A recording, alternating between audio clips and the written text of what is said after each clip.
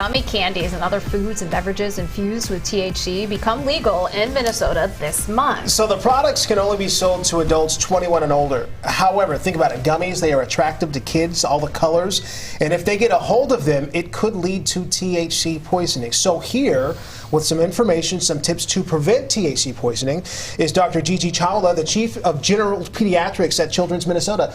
Dr. Gigi, thanks for joining us this morning. Well, thanks for having me again. So how much of an issue is this that we're seeing right now? Are more kids getting accidentally poisoned from THC right now?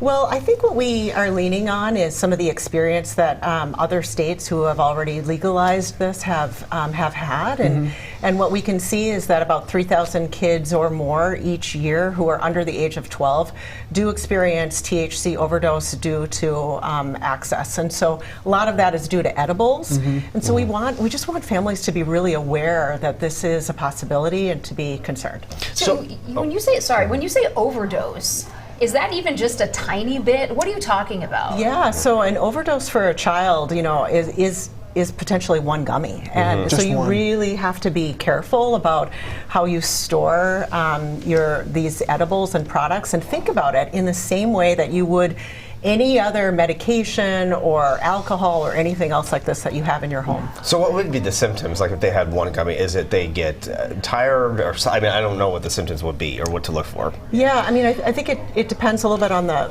the child, right? I think everyone has got probably a different reaction to a product like this, but if you've got a really small child, a toddler, you could see things like unsteadiness in gait, in how they walk, confusion, they could be vomiting, having a elevated heart rate, an elevated respiratory rate, so they can look pretty sick.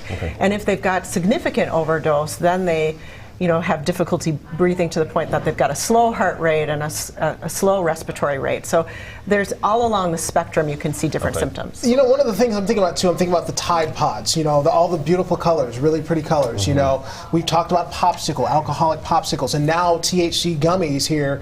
Colorful packaging, which is of course really enticing to kids. So it's important to have that conversation to say, no, these are not for you. It starts with communication. Yeah, you know, I think especially as kids get older, you know, they've got a greater ability to get into literally anything. You know, if you can imagine a toddler and seen a toddler push a chair up and climb onto counters and eat anything that looks attractive, like you're mentioning. But as kids get older, you can really start having that conversation with them about this is not for kids, and these are the reasons why.